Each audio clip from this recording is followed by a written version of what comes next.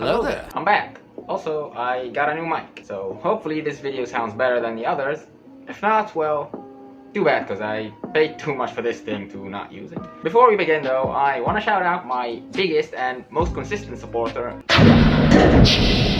I literally lost track of how much coffee he's donated since last time, but it's a lot, so here's to you, my guy. I'm gonna put this thing down now before someone photoshops a dick on it. Welcome to the biggest Larp convention known to man, the elections of Egypt. I stole this cover, by the way. Chapter 1, the builder. So Egypt is in a critical phase right now, has been for a good while actually, with the end drawing ever closer. Especially considering that the presidential elections are close. The current regime has been desperately trying to hold the country together until the elections pass, but things are so dire that they moved it to be earlier than originally intended. Shit was supposed to be in March 2024 if I remember correctly. They moved it to December of this year. In roughly a month from now, we should know who our new president is.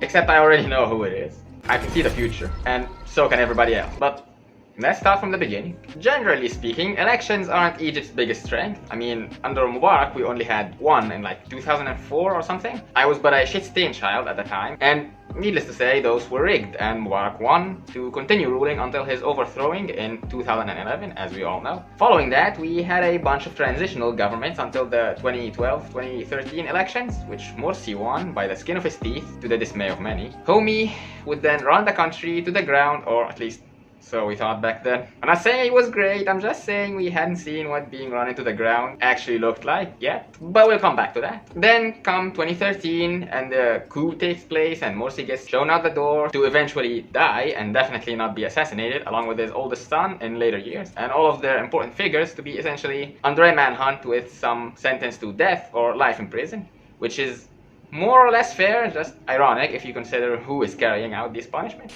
Even more so if you consider the claim that the whole thing was orchestrated by the military to essentially burn the Muslim Brotherhood and polish the military's image to loop their way to the throne, which are backed up by the significant amount of time it took to sentence anyone for these crimes, and only doing so when it resurfaced. Following the coup, His Majesty took over and the people backed him up in it, so it was considered a de facto legit regime. And in a totally not suspicious act, he went ahead and altered the constitution. Don't be scared now, our constitution isn't some wholly untouchable text like they have in America. Practically any ruler can alter it here, just make a little voting on the changes and rig it to your liking and voila! Oui. Clean in! Oui.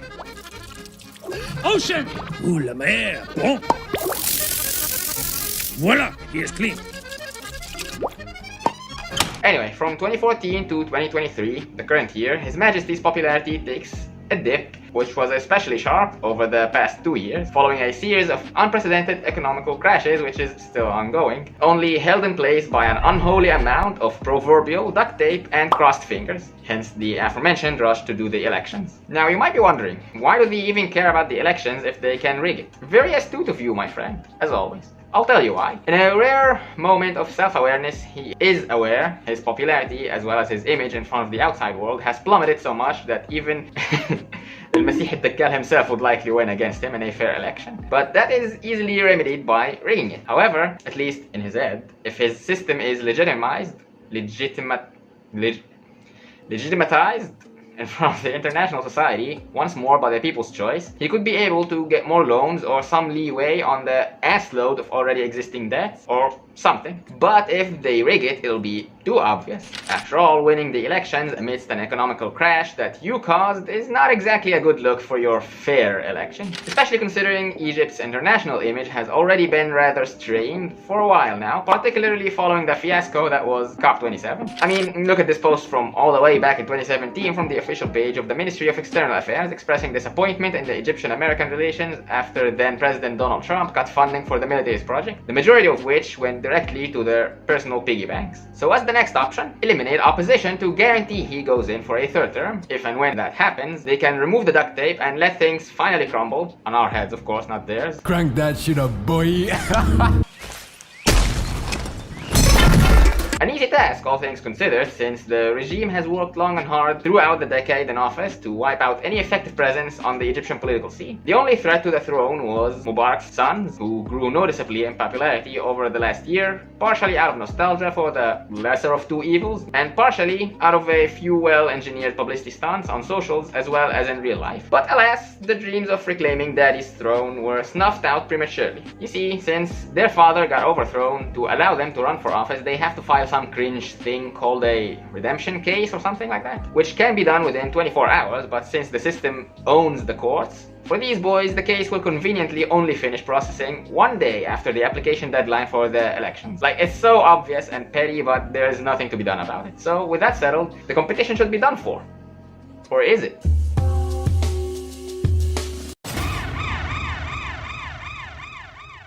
Ahmed Tantawi, a man of many nicknames, among which is Woody from Toy Story. This Tantawi guy grew in popularity at a ridiculous rate, particularly thanks to the unpopularity of his main opponent, that the people would latch onto the first semi-promising alternative. And in all fairness, he was promising, and despite his humble origins, he was pretty smart and played his cards right to win the people over. About Ahmed Tantawi, I've written before about why I believe Ahmed Tantawi is a serious presidential candidate, and these past couple of days, two things happened that deepened my belief. The first thing is a conversation that he had on Zawiya Talta's website with Ahmed Gamal Ziyada. Once again, Tantawi focuses on the more important point, in my opinion, in his general movement, his belief in the sovereignty of the people as a concept for his idea of rulership and his view for the position of president. This point is made clear in his answer for more than one question, specifically the question of what will you do about the Renaissance Dam. He answered that the signed agreement with Ethiopia from 2015 was not approved by the parliament and therefore is considered non-binding for Egypt, and he elaborated that the issue of the Nile is existential, not secondary, and that he is ready to dedicate all four sources to deal with it. And this, by the way, is a phrase that he has repeated in many interviews prior, and I thought he was insinuating with it to a military solution, but here he has clarified what he means, as I understood it, saying, and these sources of force are numerous, starting with being behind the people and popular will. I want to interject here real quick just to point out that the mentioned document from 2015 was signed by Sisi without any counsel from anyone, and probably without even reading it, since His Majesty isn't exactly fluent in English, and it essentially greenlit the procedures for the dam with no regard for Egypt or Sudan, the two countries affected by it most. As for the dam itself and its consequences, we'll cover that in the next chapter. This is a man who sees that his power comes from the people and popular will, and when Ahmed Gamal pressed him to clarify further, he said, I think that one of the biggest achievements that could come from the democratic change in the upcoming elections is the departure of this authority, which allows another that respects the constitution and law to show the agreement for the Ethiopian dam to the parliament so it can be rejected, and then we take another serious path. And when pressed to further clarify if he was willing to elude military action to defend the Nile and our existence, his answer was again coming back to the point of popular democratic delegation and its effect on the negotiations. If the current authority relied on a qualified Egyptian negotiator who has tools and backing from the authority and allowed the Egyptian people to stand behind him, we wouldn't have gotten to this point. We have to stand in front of the world to tell them that we are Egypt.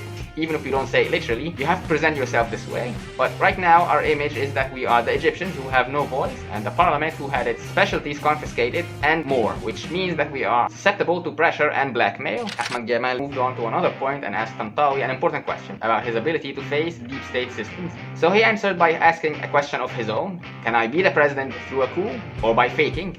My only means to be a president is to be chosen by the very clear will of the majority. Not only that the people elected me, but that they hold on to me too. If I come this way, that means that I undoubtedly get my own power from the will of the Egyptian majority, and when I intend to use this power to build a country of law and foundations, no person from any foundation can face this, especially that the law, constitution, and will of the majority are with me. The second thing that deepened my convincing with Tantawi, which I consider to be the most important part of his ideas and this interview, is what's happening with his campaign. The campaign is getting bigger and stronger. The number of young men and women who volunteered to work in the campaign in all governorates exceeds 20,000. Despite the punishment, arresting, and forced banishing. And what adds to it is that 4 days ago, when the authorities arrested 36 members from the campaign, their colleagues weren't scared, but they decided to publish their names and phone numbers on the campaign website. This, in my opinion, is it. This is what will make it work. This is impressive by all standards, and honestly, I am betting on the campaign more than Tantawi's person. Democracy shouldn't be reduced to an electoral process that happens once every 4 or 5 years. The elections themselves shouldn't be reduced to the voting process that is done one day at the end of the campaign. Democracy has no meaning without freedom of thought, expression, community, and forming associations. And these freedoms have to be taken by force because nobody will give them to us on a silver platter. The people who keep repeating that this is a play and who think that the only way to ruin the play is by not taking part, meaning as extras or spectators, I believe, these people can't imagine that we can take part in the play as producers, directors, and stars even.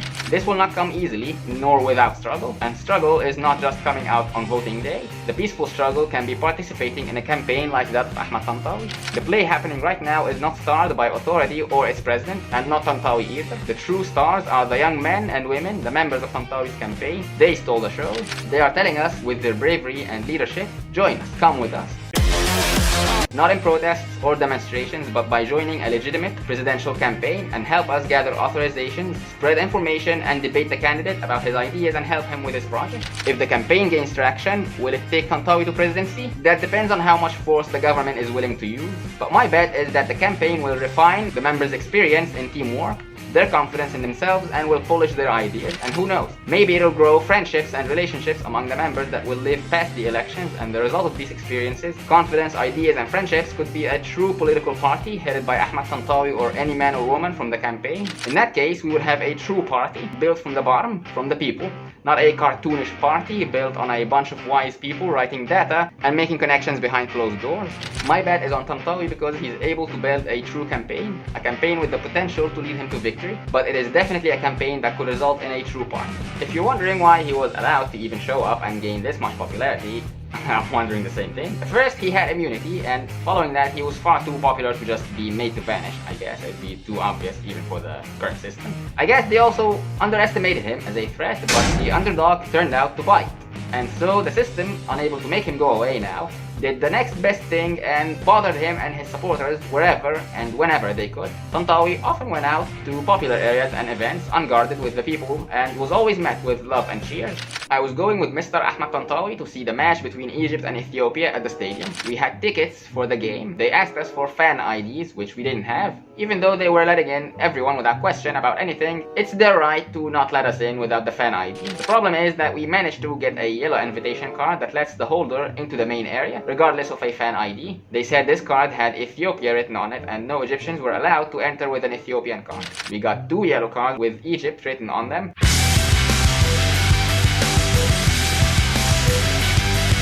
That allows attendance in the main area. I took them to the Major General responsible for entry to the stadium, and he told me we won't get in unless Taskarti company agreed. I contacted the company and they told us they have no issue, but I needed security clearance. After an hour and a half of running around trying to get into the stadium to watch the match, I ended up watching it in a pub, and he, Tantawi, got bored and just went home. Aside from that, it wouldn't be a totalitarian system if they didn't threaten and harass people volunteering in an opposing campaign now, would it? No, the man is not exaggerating or anything. Me and many friends of mine, after we filled out the volunteering form in the campaign of Ahmed Tantawi, were contacted by National Security inquiring about us, and they also called our numbers to verify we were their owners. And they asked us in investigations for pictures of us and for our accounts, and if someone didn't live in the address written on their ID, they wanted the current address and how long they've lived there. And some people were called in by National Security, so they decided to not spend the night in their homes because they were scared they'd come to arrest them. All of this because we don't want a CC and supported someone other than him. Terror for us and our families, but we will persist. Okay, question. I sent to them the campaign on WhatsApp that I wanted to join, and I did. And they sent me a message that they'll let me know when there's anything in my governorate. Now, how will National Security know that I joined, and how likely is it? I got scared, to be honest, after what I heard. I don't care about my life, but there's a family I'm responsible for, and none of them know that I did this. The message from National Security asking about people who signed up for Tantawi's campaign is true and not exaggerated.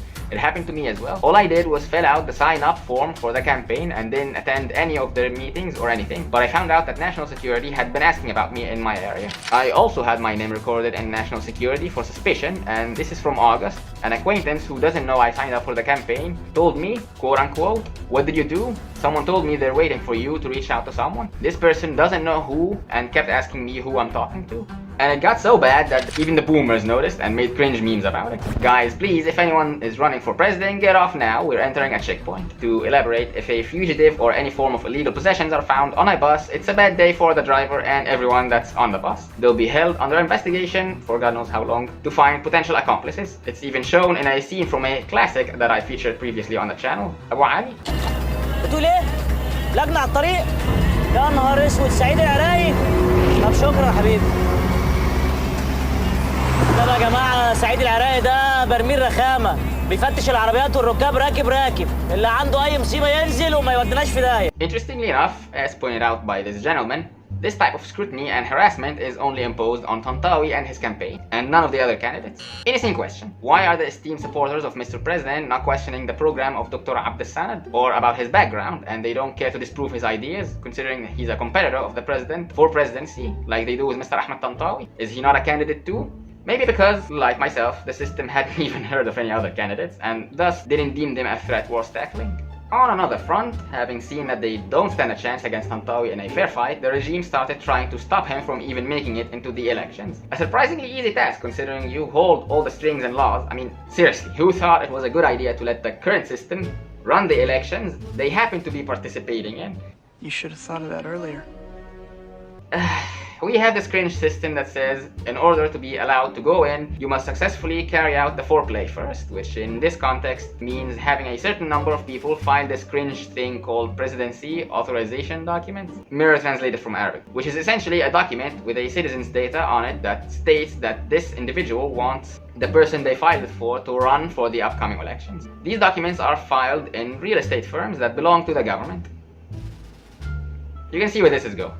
We can't file authorizations for Ahmed Tantawi. I was surprised to see certain offices doing the authorizations, which have websites you can reserve through. I still haven't been able to access it. What does this mean? Is it a malfunction, rigging, or complications to waste time? I'm considering to contact the UN to see what's happening. Dr. Yahya Al-Azzad. I tried in 2 different real estate offices that were on the list of the National Election Committee in Cairo, El Rahab City, and Madinat Nasr. And in both offices was the same method of prevention, which is a semi-security force that blocks your way inside because it was handed hundreds of national IDs they gathered to the firm's employees to make authorizations for El-Sisi. Where is the supervision of the National Elections Committee over what certain parties and government entities are doing when the occupation of the real estate firm employees collectively is preventing citizens from entering?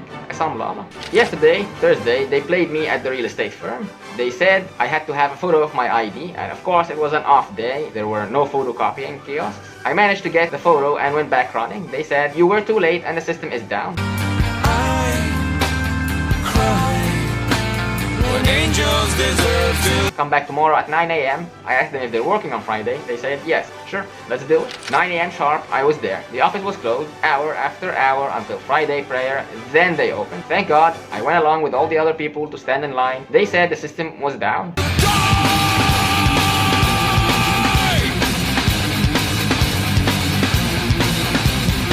Someone who looked important yelled and said, I'm the Major General X, where is the manager? So they got scared of him. He moved the barriers they had on the door and went in looking for the manager. I went in with him. They tried to stop me. I told them I was a Major General as well. We went in to the manager, a polite man, shy and helpless. Then we left with no use. The Major General took who was with him and went looking for an opportunity in any other nearby firm. I decided to wait despite the exhaustion, hunger and thirst. A little later, stranger faces started coming up and giving bad looks, one after the other. I figured this was a troop from Nakhnouch, an ex-convict that was tasked with securing all election-related ongoings, appointed by His Majesty himself.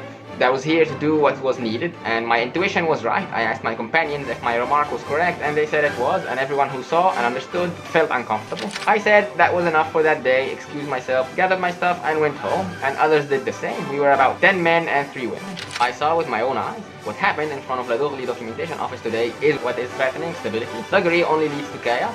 Absence of police. Thugs are in charge. They closed the doors and terrorized the people and stood in front of the real estate firm calling the president's name, preventing anyone from entering or even leaving. However, all this didn't stop the people's support of Tantawi and only grew their hate for Sisi. Hashtag #LeaveYouFailure is trending on Twitter, coinciding with the unprecedented price hikes and lack of freedom.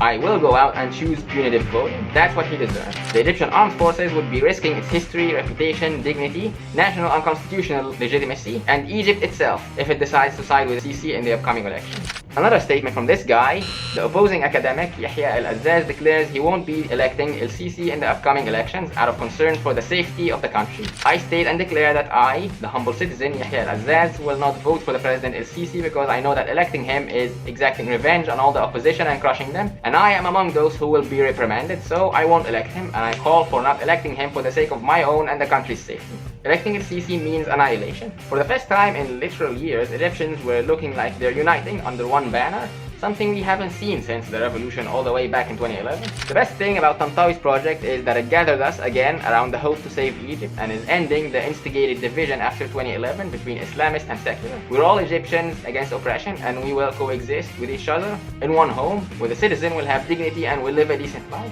The legitimacy of ostracizing the Brotherhood is now over. We're all one. Yeah, they had us the first half, I'm not gonna lie. To give credit where it's due, the Brotherhood has been doing outstanding journalism against the current regime, something not many other parties have been willing to do, so I respect that from them. The socialist revolutionists released a decree about the upcoming election for a single battle that bothers the dictator. The presidential elections this time come during the suffering of the country and a crushing crisis, the majority of which the dictator El-Sisi's regime is to blame for. Despite this, he is running with complete audacity for a third term to make the future even darker, so that for things to stay as they are now would be an unattainable dream. Elections come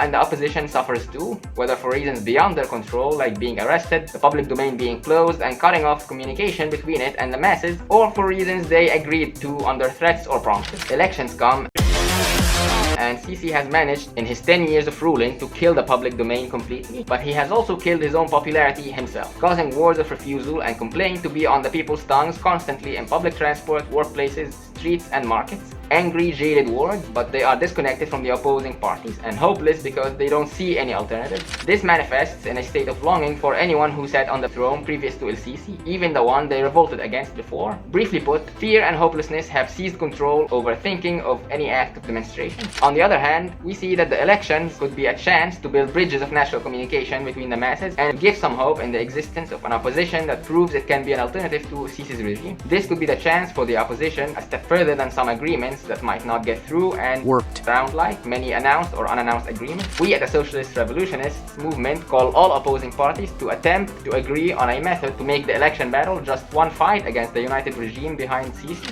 And this is not out of fear of scattering votes. We are not under the illusion that the system will carry out legit elections in the first place, but to come out of the battle with a strong opposition able to build an alternative to the system or to showcase its demands on the negotiations table at the very least. The unification of opposition in the upcoming elections means going around agreements and deals and using the promotion phase to communicate with the masses, and it means reducing the chance for the system if they try to prevent this or that from running for the office. Unification this time gives a chance for punitive voters to find an alternative to snatch them out of the state of hopelessness in preparation for future battles that may not be far. And finally, if the system wants opposing faces in the elections, let's try to make it a battle worth fighting. Socialist Revolutionists, 24th of September 2023. Going off this, you can tell people genuinely had hope in this Tantawi fella. Me being one of them. Like, come on, this whole thing is Tantawi versus Sisi. Nobody even knows anything about any other competitors, if there even are any. Like, sure, Tantawi ain't perfect, but this is fucking Egypt. Beggars can be choosers. If someone can at least, at the very least, fix the economy and do literally nothing else,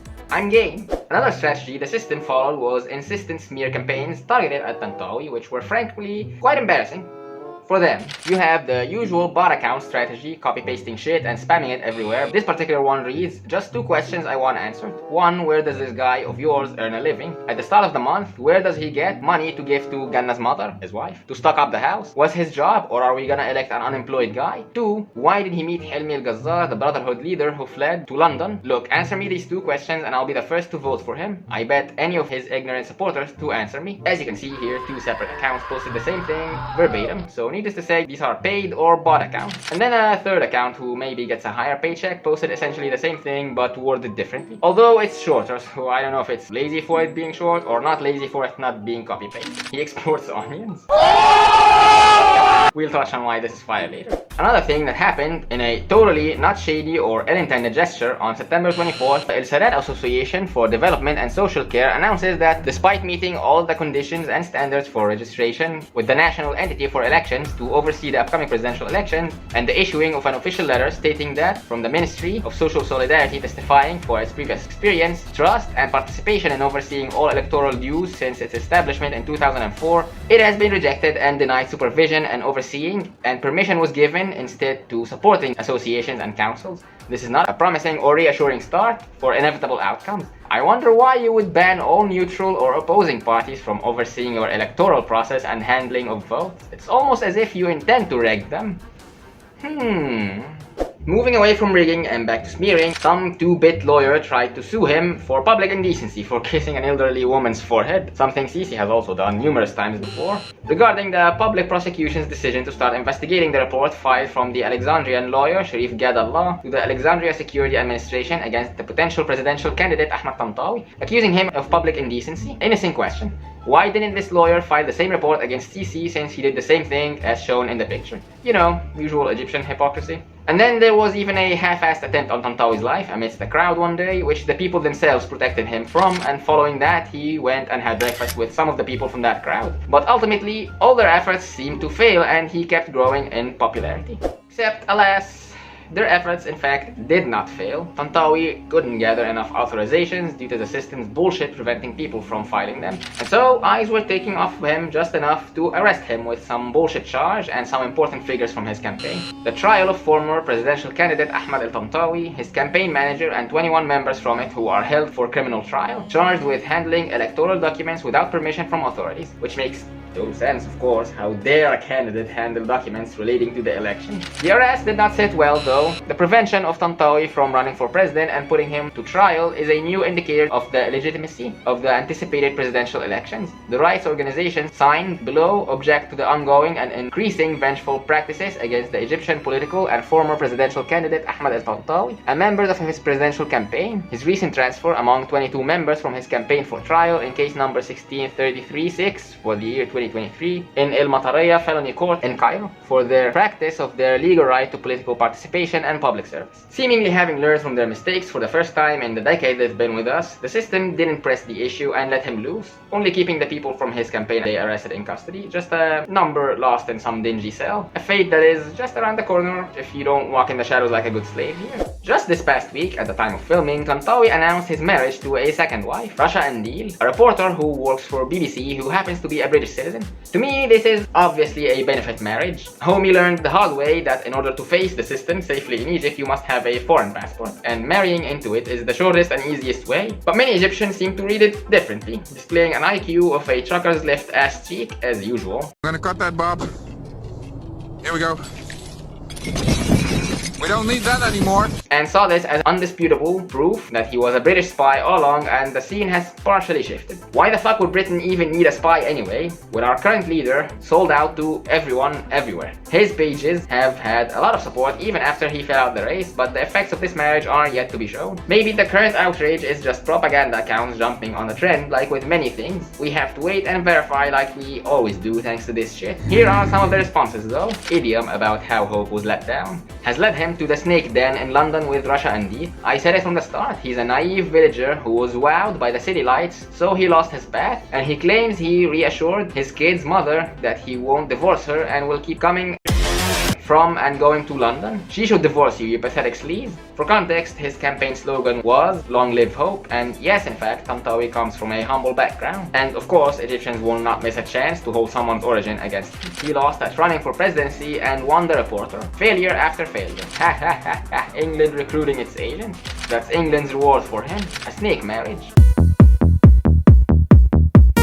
Someone's saying about Tantawi, this is the man we were gonna hand Egypt to. As if we could actually hand it over. If Tantawi married this hag called Rasha Andil, it's probably for the British citizenship. So for me, he's a low man. At least he should have waited for his locked up campaign members who trusted and believed in him to come out and then go get fucking married. And if it turns out to be a rumor, then it's probably because inflation is getting close. This is Such a retarded argument. Like, what would him waiting do for any of them? Plus, they knew the risks when they signed up. It's not like he forced anyone into it. At the end of the day, it was business. Waiting will not do jack shit, but the longer he waits to get another citizenship, the more time is wasted. Let's not forget that he is pretty much the only one able to actually oppose Sisi. But doing so naked, so to speak, as in without any form of protection, is stupid. As for being a rumor to distract from the inevitable coming violent inflation wave, that is plausible. Before each hit, they find some dumb shit rumor or news to distract us with. This is 1,000,000% a rumor, and if it turns out to be true, then surely the man had given her his word before and told her when they'll get married. And a real man has to own up to his word. It's enough that he announced his second marriage, which is not an easy thing. Congratulations, an amazing step after the Egyptian people let him down. Good luck and no remorse for the doubters, sheep, idiots, and Sisi's bots who fought him hard to prevent him from running for Egyptian presidency. Honestly, true. I mean, he was thrown under the bus in a heartbeat for something that ultimately concerns nobody but him, but might consequently benefit his campaign and consequently the country if it goes as I imagine he plans. If I were him, at this point, I just take my new passport and go live outside. What comes of all this is yet to be seen. As I said, I shall keep you updated as the elections unfold, but on a parting note, let me tell you a joke. The official presidential campaign of Abdel Fattah al-Sisi announces the official bank account number for the campaign, followed by the IBAN and local bank number. You know, in case you wanna help fund your own demise. That way His Majesty will not have to spend from his savings that he stole from us, taxed and smuggled out of us for his own campaign. This tweet about sums up my thoughts on that. You're joking, right? He wants to collect money from us to help him win and stay as our president.